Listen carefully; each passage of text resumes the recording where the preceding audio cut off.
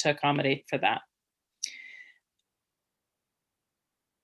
So then I want you to I put this in here because I want you to reflect on your own type of learning, and reflect on how you can become a better teacher. So not only do you need to figure out how do you learn best, so that you are aware of that and don't always default to that particular kind. And I realize that on a Zoom, I'm really talking to the verbal people right now. But how do you discover how your kids learn? How do they dress? What's on their coats or their backpacks? What kinds, if you're working with a kindergartner kid, do they have Paw Patrol, or are they into Power Rangers? I could be way aging myself right here, but you know what I mean? You can kind of figure out what is their interest. What do they talk about? Do they talk about things that go on in a book that they've read? Do they talk about things places they've been, or going to grandma's house, or things that they've seen, or songs that they've heard? What do they bring?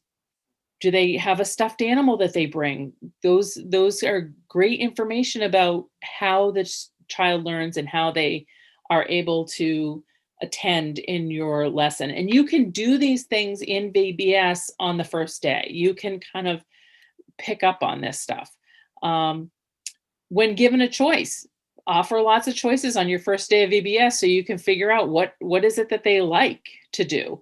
Are they somebody who really enjoys the craft activities and not so much the rec? Or are they the kids that are all about rec and not so much about the music? And what was the child doing when they had that aha moment? And teachers, if you've taught before, when a kid asks you a question, or they get that, or they answer a question, and you're like, you got it, perfect. And you can see their face, they beam. What were they doing? Were they getting it because they had their hands in the middle of a sandbox and they're digging for something? Or did they get it because you were reading a story? Or did they get it when you were drawing it out? What was happening? And that'll give you a big clue as to how they learn. So here are our takeaways. I want to make sure, Sandy, am I doing well on time? You're just about past. Oh, sorry. Okay. So I want you to be intentional and strategic about your teaching. Don't just randomly, haphazardly do things.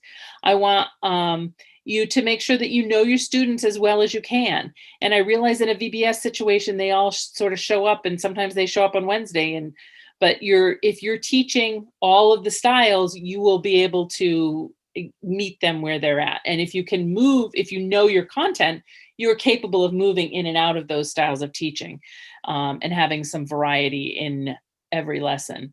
So anyway, here are our resources. They will be available on this, and we'll be sure to put those on the resource sheets too for you to have. If you have a question, you can certainly put that in the chat box right now.